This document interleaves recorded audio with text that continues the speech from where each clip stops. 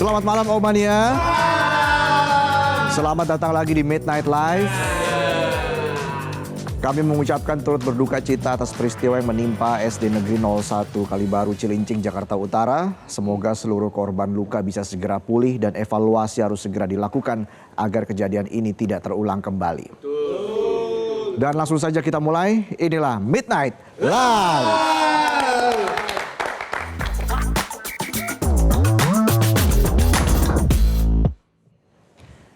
Berita malam ini kita akan bahas soal prosedur keselamatan kerja di gedung perkantoran yang masih minim perhatian. Jangankan gedungnya yang minim perhatian, penonton aja nih, yang tiap malam kepalanya masuk TV, masih jarang dinotis atasan. Banyak kantor berdiri di bangunan padat dan bertingkat, tapi pemenuhan standar keselamatannya masih ngadat. Jangankan jalur evakuasi, tangga darurat aja nggak layak. Kantor-kantor fokusnya cuma urusan bisnis, tapi perlindungan dasar buat pekerjanya miris. Akhirnya sekalinya ada musibah berakhir tragis. Kalau penonton biasanya mengiris kalau saldonya tipis. Atau habis. Karena baru tanggal 11 juga. Masih panjang perjalanan. Jadi pada Selasa 9 Desember kemarin terjadi kebakaran maut.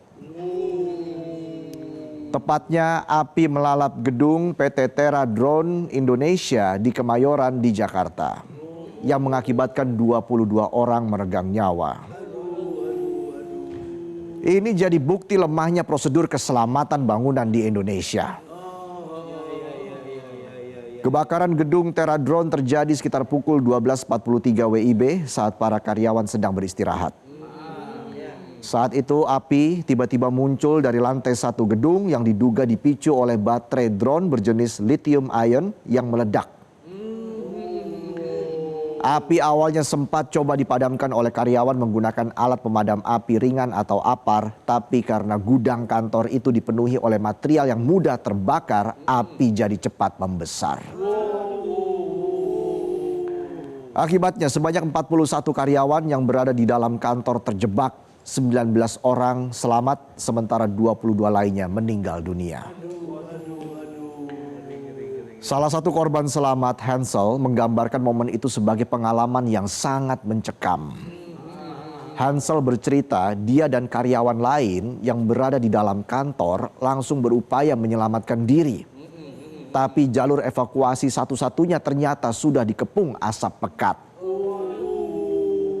Mereka akhirnya mencoba jalan keluar lain melalui atap. Di atap mereka bahkan merakit sendiri tangga darurat menggunakan tangga kantor dan diikat menggunakan kabel AC kompresor untuk bisa turun ke gedung sebelahnya. Bayangin gara-gara jalur evakuasi yang gak mumpuni, karyawan sampai harus merakit tangga darurat sendiri untuk menyelamatkan diri. Kepala Dinas Penanggulangan Kebakaran dan Penyelamatan atau Gulkarmat DKI Jakarta, Bayu Megantara, mengatakan saat itu api sebenarnya hanya menghanguskan lantai dasar. Tapi pekatnya asap meluas hingga ke lantai 6 bangunan. Bayu juga menyebut para korban meninggal bukan karena terbakar, tapi justru karena kehabisan oksigen saat berusaha menyelamatkan diri. Minimnya jalur evakuasi di gedung Tera Drone langsung menjadi sorotan. Gubernur DKI Jakarta Pramono Anung mengatakan banyaknya korban dalam peristiwa itu memperlihatkan ketidaksiapan jalur evakuasi. Menurut Pramono, gedung Tera Drone melanggar aturan karena dibangun tidak sesuai dengan spesifikasi yang ditentukan. Salah satu pelanggaran paling mencolok adalah ukuran tangga yang sangat kecil sehingga menyulitkan orang untuk evakuasi saat keadaan darurat. Ibaratnya nih atasan nambahin kerjaan, kantor kasih target besar, nah giliran ditanya soal gaji sama kesempatan promosi peluangnya kecil. Ini juga bahaya. Udah kena kibul, dapur nggak ngebul. Masalah keamanan gedung juga dipertanyakan orang tua salah satu korban meninggal, Mimi Adriani Nasution. Ia mempertanyakan minimnya prosedur kedaruratan yang dimiliki oleh Terra Drone sampai akhirnya menyebabkan anaknya terjebak di tengah kepungan asap hingga akhirnya meninggal dunia. Tewasnya salah satu korban bernama Novia Nurwana juga menjadi sorotan. Pekerja yang tengah hamil tersebut seharusnya melahirkan pada bulan Januari mendatang. Tapi naas ia terjebak di lantai 5 gedung saat kebakaran terjadi sampai akhirnya meninggal dunia. Pariem, tulang punggung keluarga dari Lampung juga menjadi korban. Ia merantau seorang diri ke Jakarta demi menafkahi ibunya yang sudah tua. Namun naas niat mulia itu harus kandas. Pariem yang selama ini menjadi harapan keluarganya justru kehilangan nyawa di tempat kerja yang seharusnya bisa menjaganya. Cerita miris juga datang dari Ashifa Mulandar. Adik Ashifa, Alvito, bercerita kakaknya sempat menelepon keluarganya saat api mulai merambat. Dalam percakapan terakhirnya itu, Ashifa hanya menyampaikan permohonan maaf kepada keluarga dan saudara-saudaranya. Dan saat ini polisi mendalami dugaan unsur pidana dan faktor kelalaian, termasuk apakah manajemen sudah memperhitungkan resiko usaha serta kecukupan alat pemadam kebakaran. Polisi juga sudah menetapkan Direktur Utama PT Terra Drone Indonesia Michael Wisnuwardana sebagai tersangka. Hasil penyidikan polisi menunjukkan gedung yang digunakan untuk kantor, layanan servis, dan penyimpanan baterai drone ini memiliki resiko tinggi, tetapi diduga tidak memenuhi standar keselamatan kebakaran. Jalur evakuasi di gedung itu minim dan sistem proteksi kebakaran dinilai tidak memadai. Resiko tinggi, proteksi rendah. Kayak dompet penonton nggak ada proteksinya. Los. Ya. Polisi menyebut pihaknya masih terus melakukan penyelidikan dan tidak menutup kemungkinan akan adanya tersangka baru. Menteri Dalam Negeri Tito Karnavian sampai angkat bicara. Kalau angkat beras itu lain lagi. Tito menyebut pihaknya akan melakukan audit internal oleh Inspektorat Jenderal untuk menelusuri apakah seluruh prosedur dan syarat pembangunan hingga penerbitan sertifikat layak fungsi telah dipenuhi. Nah ini soal terbit sertifikat nih. Ya semoga aja beneran ngeceknya. Jangan sampai ada pungli. Benar tuh, benar. Bukannya jamin keselamatan, bisa jadi asal ada cuan, izin layak diterbitkan. Benar tuh, biasa tuh. Kemendagri juga masih mengumpulkan data jumlah gedung yang belum memenuhi standar pencegahan kebakaran khususnya di Jakarta. Tito menegaskan perlunya regulasi yang mewajibkan pemerintah daerah melakukan pemeriksaan rutin terhadap kondisi gedung. Terutama yang memiliki potensi resiko kebakaran tinggi seperti gedung Terra Drone yang menyimpan banyak material mudah terbakar di dalam gedungnya. Merespon agar kejadian serupa tidak terulang kembali, Gubernur DKI Jakarta Pramono Anung berjanji akan mengecek perizinan gedung-gedung di Jakarta untuk memastikan keamanannya dalam menghadapi keadaan darurat. Sebenarnya Pemprov Jakarta sudah mencatat ada sebanyak 694 gedung bertingkat di Jakarta yang belum memenuhi syarat proteksi kebakaran. Rinciannya ada 361 gedung bertingkat tinggi atau gedung 8 lantai ke atas dan 333 gedung bertingkat rendah atau gedung dengan 8 lantai ke bawah. Kok bisa gedung sebanyak itu tidak memenuhi standar dan berdiri? Dulu siapa sih yang ngizinin? Ya udah tahu saya. Oh nanya saya. Data itu tercatat pada awal tahun ini, nggak lama dari kasus kebakaran hebat yang melanda Glodok Plaza pada 15 Januari 2025 yang menewaskan 12 orang. Penyebabnya sama, karena gedung Glodok Plaza diketahui tidak memenuhi standar keselamatan kebakaran. Mulai dari alat deteksi dan pemadam otomatis yang nggak fungsi, sampai pengelola yang lambat dalam menyediakan blueprint bangunan yang dibutuhkan oleh petugas buat evakuasi saat itu. Nah, dari peristiwa itu Pemprov Jakarta udah ngingetin ke para pengelola gedung buat cepet-cepet perbaiki standar prosedur keselamatan. Nah, harus tuh. Tapi ada aja pengusaha yang cuek. Iya. Standar keselamatan bisa nanti, yang penting cuan-cuan-cuan. Benar tuh, benar. Tragedi kebakaran gedung Teradrone ini menegaskan kalau keselamatan bukan hanya urusan prosedur administratif yang perlu ditaati, tetapi soal prioritas menjamin keselamatan pekerja yang harus dipenuhi. Betul. Karena satu nyawa yang hilang itu sudah terlalu banyak. Betul. Pengawasan dan penegakan hukum soal kepatuhan persyaratan gedung dan perkantoran harus dijalankan. Betul, harus.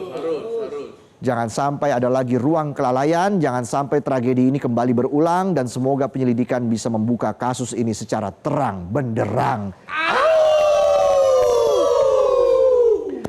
Dan hari ini juga kejadian memilukan terjadi di Jakarta Utara. Sejumlah siswa harus dirawat setelah mobil pengangkut MBG menabrak guru dan murid yang tengah berupacara di SDN 01 Kalibaru, Cilincing, Jakarta Utara. Satu guru dan 20 siswa saat ini masih dirawat di rumah sakit. Ya Allah, ini mobil MBG apa-apaan ini?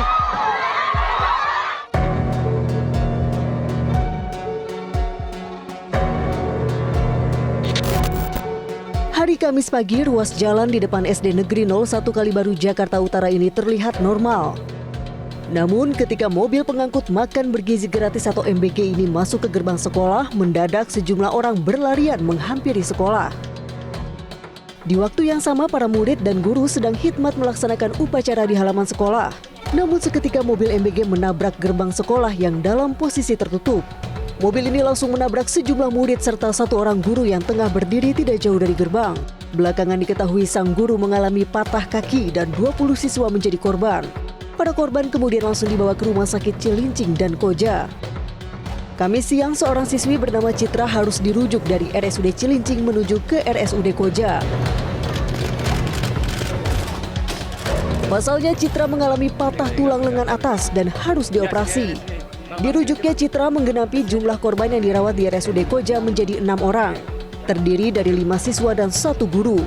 Mereka yang dirawat di RSUD Koja ini mengalami luka serius, salah satunya dialami siswa bernama Muhammad Prilio.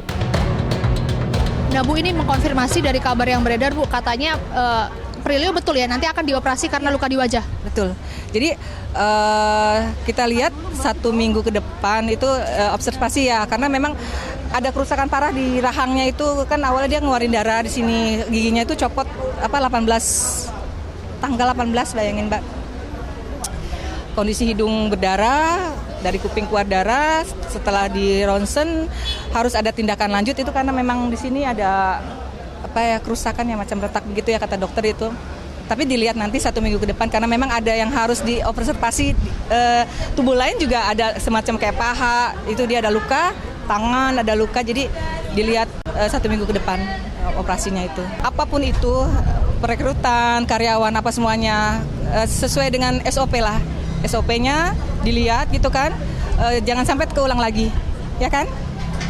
Harus prosedur itu memang tetap dijalani ya kan? Nih SOP-nya seperti apa gitu kan? Jangan sampai melenceng gitu. Yang jadi korban kan pasti kita juga gitu ya, masyarakat juga seperti itu. Sementara itu, Pemprov DKI Jakarta menyatakan siap menanggung seluruh biaya perawatan para korban. Peristiwa ini tentunya peristiwa yang tidak terduga sama sekali, karena betul-betul pagar pintunya sekolahnya itu tertutup rapat. Mobilnya masuk dan menabrak yang lagi dikumpulkan untuk proses literasi. Maka dengan demikian sekali lagi saya ingin menyampaikan dalam kesempatan ini, tadi saya sudah menyampaikan kepada 2 direktur RSUD, termasuk kemudian juga kepada Kepala Dinas Kesehatan DKI Jakarta, biaya sepenuhnya ditanggung pemerintah DKI Jakarta. Tim Liputan Metro TV. Kita jeda dulu, kami akan kembali saat lagi. Tetaplah di Midnight Live.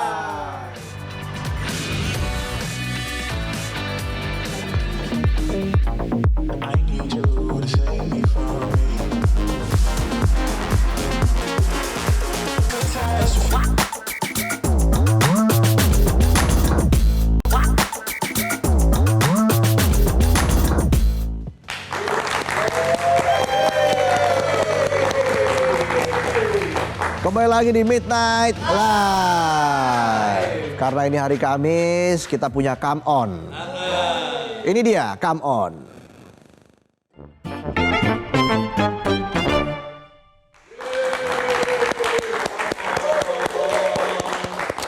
Yang bergabung dalam Come On kali ini adalah Aumania Cabang Kedoya.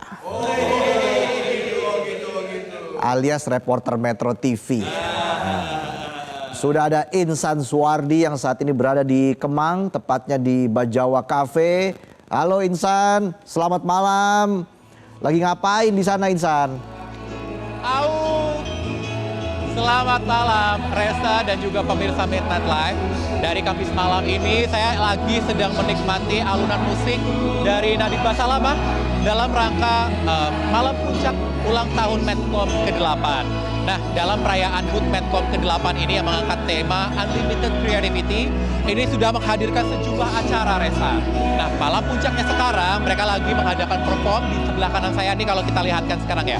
Di lagi ada perform dari Nadiem Basalamah yang menghibur dari para pengunjung yang sudah datang untuk melihat serangkaian acara yang sudah diadakan dalam rangka hari ulang tahun ke-8 di tahun ini.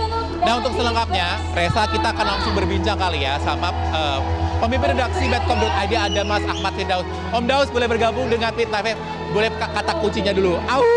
Au! Nah, Om Daus ini kan lagi ulang tahun ke-8 Medcom.id. Malam ini, malam puncaknya ya, nih ya, tepatnya. Boleh disampaikan nih Om, kita lagi ada menikmati acara apa dan gimana sih tadi keseruan sepanjang hari ini? Oke, hari ini acara kita tadi kita mulai dari pagi ya. Pertama kita ada e-sport competition, ada 2 game yang kita mainkan. Pertama Honor of King, yang kedua adalah FIFA. Sore selesai main, kita siap-siap lagi buat malam. Ini acara musiknya buat kita sharing sama-sama, kita senang-senang sama-sama. Tapi di tengah kesenangan kita semua, kita juga nggak lupa sama teman-teman saudara kita yang sedang tertimpa bencana. Makanya dari awal kita juga menggelar donasi buat para pengunjung di sini dan juga para peserta yang ikutan. Dan alhamdulillah lumayan cukup terkomplit. Oke, jadi ternyata Reza dan juga pemirsa Midnight Live, meski dalam rangka ini biasanya ulang tahun kan happy ya, tapi tetap kita tidak melupakan esensi pada saudara-saudara kita yang ada di sana ya, 3 provinsi yang lagi ada kena bencana. Boleh sedikit Om Daus ngomongin soal donasi ini, gimana sih tadi pengumpulan juga, dan ini nanti akan bagaimana penyaluran kepada saudara-saudara kita di sana? Ya, tadi kita pengumpulannya kita taruh di meja registrasi. Jadi kita karena kalau kita membuka donasi secara transfer kayak gitu kan, kalau nggak salah butuh perizinan yang ini ya. Sementara kita ulang tahunnya hari ini. Jadi kali ini kita lakukan dengan cash. Kita minta semua pengunjung untuk sumbangan memberikan cash. Nanti kemudian uang yang akan terkumpul nanti kita akan salurkan melalui teman-teman yang Metro TV yang lagi ada di sana. Jadi ini benar-benar kita kasih uangnya ke teman-teman Metro TV yang ada di sana, kemudian untuk dibelanjakan dan diberikan kepada korban-korban yang... Oke, jadi kita masih bisa donasi sebenarnya? Jadi Mas Reza masih bisa nih kalau mau donasi? Masih bisa hari ini. Kalau mau Mas Reza mau donasi sama Otong, monggo silakan. Oke, masih terbuka ya buat Mas Reza dan juga Bang Otong kalau mau ikut donasi ya. Nah Om, kalau ngomongin ini kan, kalau aku lihat ini kan vibes-nya udah Gen Z abis nih untuk ulang tahun ke-8 ini. Temanya kalau nggak salah Unlimited Creativity ya. Boleh jelasin Om, tema itu pemilihan dengan Gen Z abis ini, apa harapan Medcom di ulang tahun ke-8 ini? Ya, sebenarnya filosofinya adalah angka 8. Angka 8 itu kan tidak terputus ya, unlimited gitu ya. Kita juga berharap dengan semangat angka 8 ini, kreativitas teman-teman yang ada di Medcom itu nggak akan habis gitu. Kita akan terus gali semua kreativitas kita. Dan untuk di tahun ke-8 ini, kita pengen punya misi buat teman-teman di Medcom, bikin make news fun again gitu. Jadi kita pengen orang-orang yang membaca berita di Medcom itu serasa menyenangkan gitu. Jadi artinya informasi tapi juga bisa fun gitu.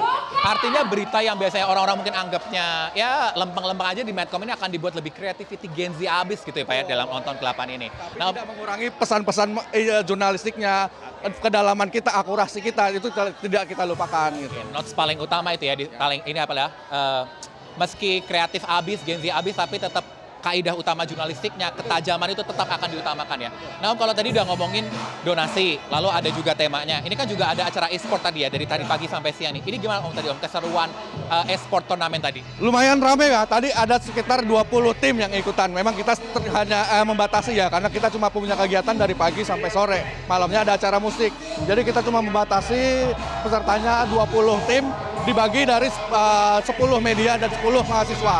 Karena memang pembaca Gen Z, pembacanya Medcom ini kebanyakan anak-anak mahasiswa gitu. Nah itu jadi kita mix. Tadi ada pertarungan antara media dengan media, ada juga media dengan mahasiswa dengan mahasiswa. Kemudian kita mix media versus mahasiswa. Oke, jadi artinya tadi keseruan dari seluruh tim yang ikut turnamen e-sport ini udah sangat-sangat memeriahkan dari ulang tahun Medcom ya. Nah, Om kalau ngomongin sedikit langkah ke depan Medcom setelah ulang tahun ke-8 ini, apa next Medcom atau apa ya kita bilang misi Medcom selanjutnya untuk para pembaca atau penonton setianya ke depan di ulang tahun ke-8 ini? Iya, iya. Kalau mungkin teman-teman bisa ngelihat dari tadi ya, kita sengaja memang nyusun line up untuk band kita kali ini melibatkan semua genre. Nah itu juga menyeratkan bahwa Medcom ke depan itu nggak cuma bisa diakses oleh milenial atau gen yang lebih tua gitu, tapi anak-anak muda sampai ke SMA atau SMP juga bisa mengkonsumsi berita-berita kita. Oke, jadi artinya Medcom akan semakin ke depan, semakin meluas segmentasi ya. Semua akan masuk dalam segmentasi Medcom ya. Nah, Om Daus, kalau ini kan tadi udah ngomongin soal turnamen, apalagi juga udah banyak banget misi-misi ke depan Medcom ya. Kalau boleh tahu nggak sih Om, dari ulang tahun ke-8 Medcom ini, apa harapan yang paling ingin dicapai oleh para dari Medcom untuk masyarakat Indonesia? Ya harapannya tentu kita bisa menyajikan informasi yang akurat, yang terpercaya, bisa dipertanggungjawabkan. Tapi juga tadi saya bilang pesan di awal, let make news fun again gitu. Jadi kita mau membuat orang yang membaca news itu nggak terkesan, oh berat banget ya baca news gitu. Tapi lebih gimana ya, mungkin salah satu yang kita coba lakukan adalah dari segi judul yang kita buat kayak bahasa sehari-hari. Jadi mereka terkesan dapat informasi, tapi bukan baca berita, tapi kayak ngobrol sama temen. Itu yang pesan kita mau bawa. Ini saya wawancara pas banget lagunya nih ya, lagi Gen Z abis banget ya. Jadi enak nih wawancara Om Daus untuk tahu apa aja sih misi ke depan Medcom setelah merayakan ulang tahun ke-8. Nah, terakhir Om, setelah kita tahu ke depan ingin lebih banyak masyarakat yang aware dengan berita yang semakin Gen Z abis, caranya semakin fun lah ya membaca berita. Mungkin Om bisa sampaikan kepada pemirsa khususnya Midnight Live nih ya, apa sih nantinya ke depan yang bisa mereka ikut sertakan dalam ulang tahun Medcom ke depan? Mungkin ada nggak sih hint-hint buat ke depan Medcom mau ngapain setelah ini? Oke. Buat kalian penonton Midnight Live, terutama yang suka gadget, yang suka hobi pendidikan, yang suka musik, yang suka lifestyle, pantau aja berita-berita dari Medcom karena kita akan kasih informasi yang sangat bermanfaat buat kalian. Lengkap semua ya, karena kita juga kadang-kadang baca banget loh, kalau apalagi gadget ini ya, banyak banget. Nah, thank you Om Daus sudah bergabung sama Metro TV. Happy birthday buat Medcom ya Om ya. Ya, thank you. Nah tadi Reza udah banyak banget perbincangan kita bersama dengan pemimpin redaksi dari Medcom.id, Ahmad Firdaus. Nah, lihat, ingat rasa. Nih, lagi ada perform yang lagi asik banget nih. Kita lihat dikit ya.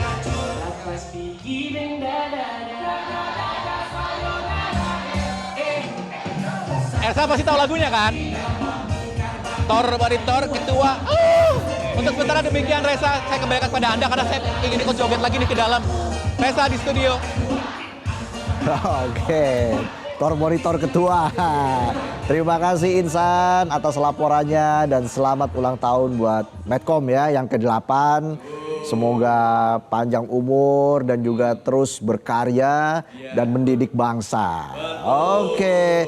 Nah, kita jeda dulu. Usai jeda, kami akan hadirkan sebuah band di sini. Udah gak sabar kan? Hara akan hadir di Midnight Live. Yeah. Kami akan kembali saat lagi, tetaplah di Midnight Live.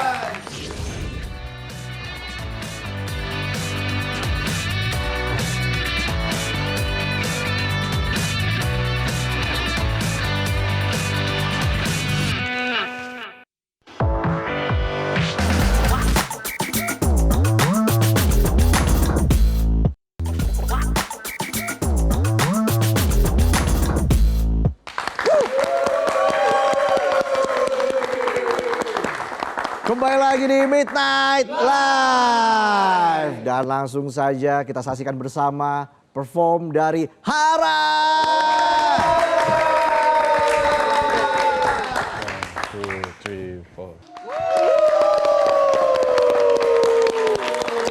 Kita kasih tepuk tangan sekali lagi untuk Hara.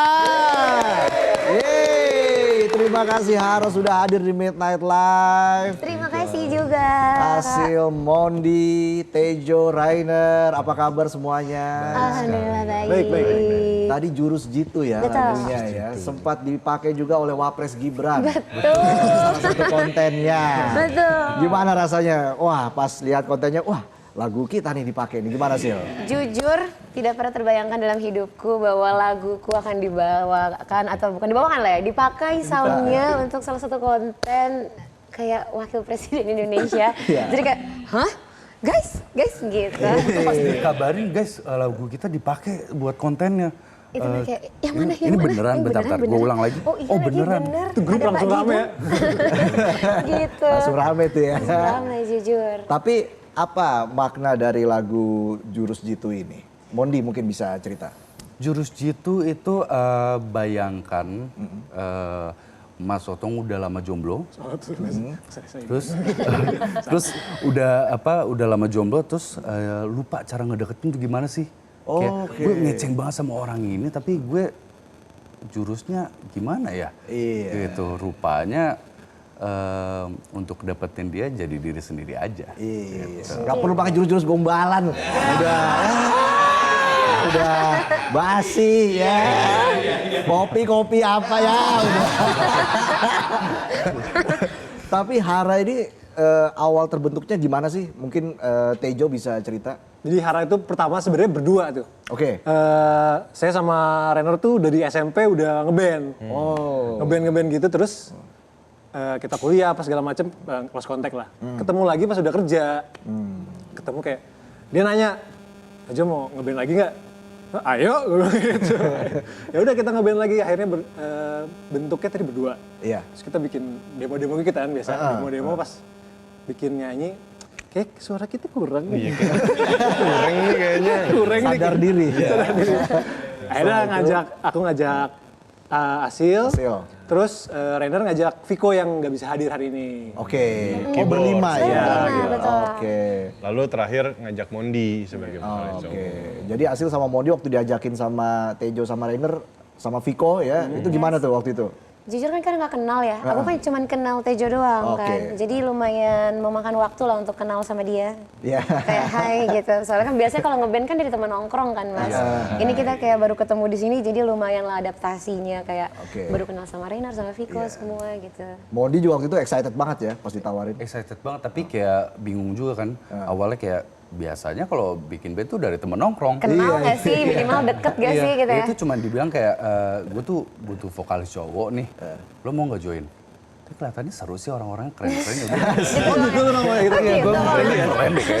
Thank you. Ini baru diungkapkan sekarang loh. Oke, lalu dapet lah ya feel-nya, chemistry-nya. Tapi kalau genre musiknya apa sih, Sil? Kita pop aja sih sebenarnya Mas. Iya, maksudnya walaupun pop itu bisa kita mix dengan, maksudnya bisa dikreasikan, dikreativitaskan lagi dengan kita mix dengan ya genre-genre lain. Cuman kita tetap kita klaim diri kita pop aja. Pop, oke. Nah dalam membuat lagu, menulis lagu itu biasanya cari melodi dulu atau dari liriknya lebih dulu atau seperti apa nih? Kayaknya beda-beda ya guys ya. Kayaknya proses kreatif di balik single-single kita ada yang mungkin baru nemu melodinya, mungkin baru ketemu refnya, atau mungkin udah ada liriknya. Jadi sebenarnya beda-beda sih rata-rata. Cuman karena kita tuh kayak ada bagiannya masing-masing gitu loh Mas. Biasanya kalau ide-ide awal tuh Rainer nih yang suka menginisiasikan, guys di grup gitu, kayaknya aku nemu nada gini-gini deh gitu. Terus nanti disempurnakan secara chord mungkin, secara komposisi sama Viko, aku sama Tejo biasanya bagian songwriting-nya gitu. Terus sharing juga sama Mondi, gimana Mon gini ada masukan apa nih, kata-katanya apa nih gitu. Rainer kalau dapat inspirasi itu biasanya di mana atau dari mana? Wah macem-macem sih. Kadang di kamar mandi tuh. Oh iya. Kita hobi tuh nyanyi tuh di kamar mandi kan, berasa paling bagus tuh biasanya tuh. Di depan kaca ya. Iya depan kaca kayak, wih keren banget suara gue. Sambil disiram shower gitu kan. Lagu-lagu romantis biasanya muncul dari situ. Jadi banyak ya inspirasinya ya dalam menulis lagu. Jadi situ biasanya dari melodi dulu sih. Dari melodi. Terus temanya biasanya, wah melodi kayak sepertinya temanya. Moodnya seperti ini nih gitu. Gimana guys kalau kayak gini biasa aku oper gitu kan. Dan juga Hara sudah punya EP yaitu 4 Mata 5 Cerita. Alhamdulillah. Ada berapa lagu? Ada 5 lagu. 5 lagu Yes. ya. Kenapa memilih 4 mata 5 cerita? Sebenarnya sederhana aja sih Mas, 4 matanya itu menggambarkan 2 insan, 2 pasang mata gitu kan dari 4 mata. 5 ceritanya di sini selain ada 5 track lagu di dalam EP itu, kita mencoba mengcapture beberapa perasaan yang menjadi dinamika di kisah-kisah romansa anak-anak muda atau mungkin gak harus anak muda lah. Kisah romansa siapapun, jadi kita coba capture cerita-ceritanya, perasaannya, jadi kita rangkumlah di 4 mata 5 cerita. Oke. Jadi sudah berapa tahun sih Hara berdiri? Ini sudah tahun ke-6 berarti. Tahun ke-6. Iya, alhamdulillah belum bubar. Oh, jangan dong. Jangan. Kalau bisa nanti makin kompak. Amin, harus. Ditunggu lagi albumnya, Amin. karya-karyanya. Mondi gimana 6 tahun selama ini pernah berantem nggak? Pernah dong. Pernah ya? Pernah kayaknya. Sering? Nggak tahu ya. Lu yang bilang pernah. Iya loh. Pemicunya apa? Aku nggak Pemicunya ngerasa. biasanya. Paling kayak ya pertemanan 6 tahun kan pasti ada tantangannya masing-masing kan. Tapi menurutku yang aku syukuri berteman dengan 4 orang ini, satu lagi yang nggak bareng kita adalah dalam setiap konflik itu kita selalu menemukan solusinya. Widih. Bijak sekali. Iya, pasti tuh dalam hubungan tuh pasti valid atau enggak hubungannya baik tuh pasti nemu solusinya gitu. Oke, Tejo deh, gimana Tejo? Apa tuh? Bener nggak? Bener bro. Karena Bener ya? banyaknya gini, kita diskusinya tuh kalau soal pengkaryaannya mas. Kayak tadi misalnya lagu-lagu gini, kayaknya anakan gini deh, kayaknya anakan gitu deh, kayaknya jadi banyaknya di situ tuh diskusinya gitu. Sudut pandang yang berbeda-beda, pengalaman yang beda-beda gitu kan. Jadi kayak kita mau ngomongin soal rindu nih, tapi rindu yang gua pernah rasain tuh kayak gini. Tapi rindu yang itu gua nggak pernah ngerasain gimana sih gitu. Itu kan pasti beda-beda tuh. Nah di situ kita Berselisihnya ya? berselisihnya. Gitu. Biasanya terakhir voting atau gimana tuh? Voting ya? Demokrasi ya. Demokrasi lumayan ya band ini ya. Suara terbanyak ya? Biasanya, Atau, enggak sih, biasanya akhirnya kayak disepakati aja. Kayaknya yang ini lebih menarik deh. Kayaknya Oke. cara rindu yang seperti ini deh yang lebih menarik. Atau mungkin kayak perasaan ini deh yang kita coba olah dulu. Bukan yang lain enggak, tapi mungkin nanti dulu deh. Yang ini dulu deh kayaknya. Iya, Nah, iya, gitu iya. sih. Ada nggak musisi atau band gitu yang sangat berpengaruh dengan hadirnya Hara? Ada banget sih pasti ya. Ada Banyak. banget sih. Banyak sih kayak masing-masing punya ini sendiri ya, influence-nya masing-masing gitu. Oke. Karena sebenarnya kita kan beda-beda nih ini kepalanya gitu ya. Dijadikan satu tuh kayak apa ya? Kayak Menjadikan kayak influence kita jadi beda-beda sendiri sebenarnya Mas. Karena Rainer, Tejo mungkin asalnya dulu dari musik yang keras gitu, bukan bukan pop gitu. Terus Viko juga mungkin dulu pada eranya kita ketemu Viko dia lebih ke jazz gitu kan. Jadi kalau untuk berdiri sama-sama di pop sih pastinya akhirnya akan jadi banyak sekali kan yang musisi-musisi yang menginfluence kita gitu. Iya, iya. Jadi pasti pastinya ada banyak momen sih. seru juga Pasti. ya dengan fans. Ada Iya. nggak momen yang masih diingat sampai sekarang sejak Hara berdiri 6 tahun lalu Wow, banyak banget lagi. Banyak. yang tidak terlupakan?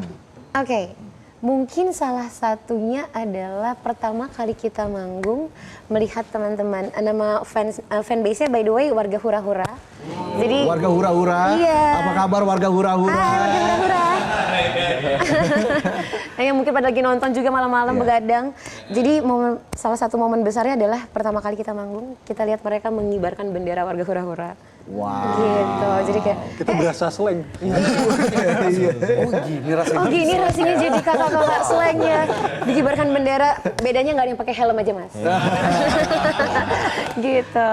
Wah, itu kayak salah pasti- satu momen besar wah, sih. Itu iya. momen besar ya, Mondi Iya, ya. tentu. Dan itu bisa jadi apa ya? Setiap manggung mungkin akan begitu. Ada bendera Iya. warga hura-hura. Kadang-kadang seperti mereka itu. mengusahakan jauh-jauh di luar kota hanya untuk mengibarkan bendera itu di panggung kita. Jadi love sekali untuk warga hura-hura.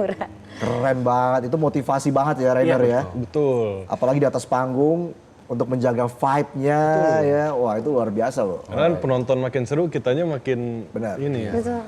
Makin terbakar ya, makin semangat. Gimana Tejo melihat kehadiran warga hura-hura yang mungkin sekarang jumlahnya juga semakin banyak, makin kompak ya. Mungkin ada harapan kamu apa buat warga hura-hura ke depan? Harapannya pengen tetap kompak aja ya, karena mereka dari yang kita waktu itu berapa orang kayaknya, mungkin 5 orang terus jadi beberapa gitu. Jadi kayak kita juga seneng dapat support yang begitu tulusnya ya dari warga hura-hura ini. Jadi semangat buat kita berkarya terus ya. Betul. Bensin nih jadi bensin. Iya, jadi bensin Iya, kita. iya.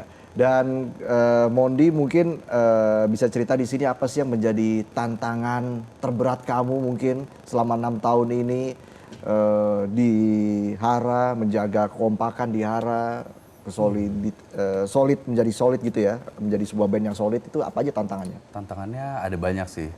Mungkin salah satunya adalah kita sebagai musisi adalah memikirkan strateginya untuk lagu-lagu yang kita buat ini sampai ke telinga pendengar.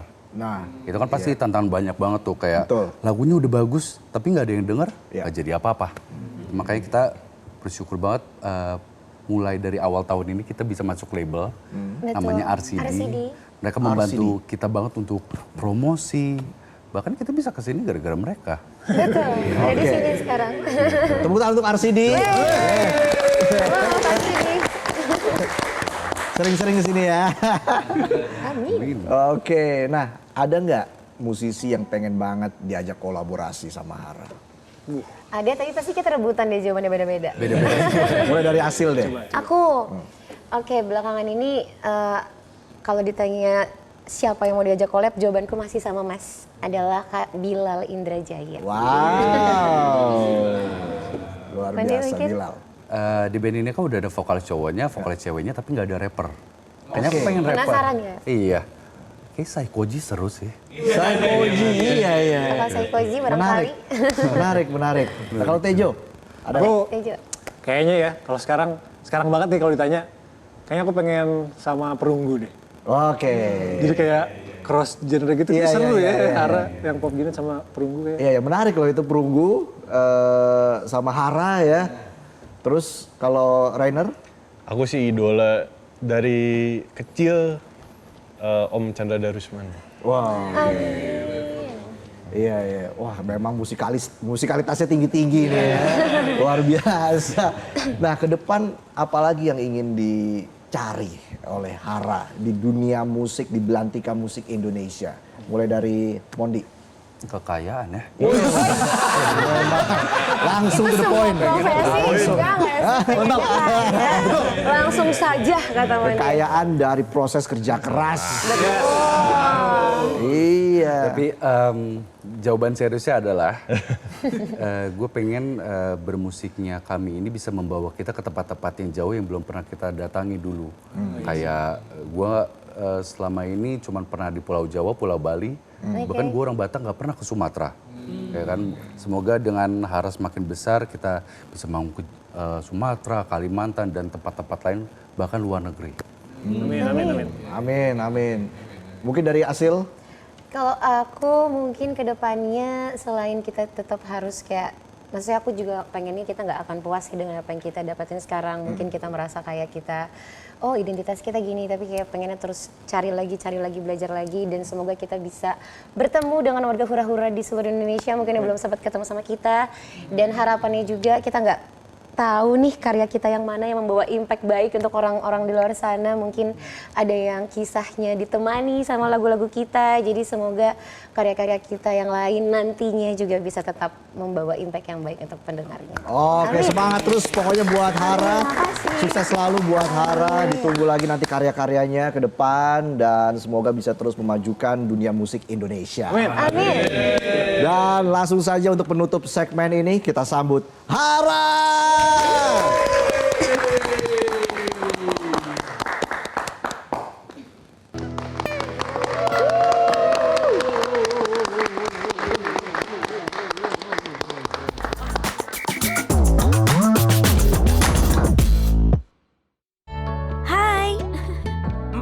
Jelajahi cara baru mendapatkan informasi. Download Metro TV Extend sekarang.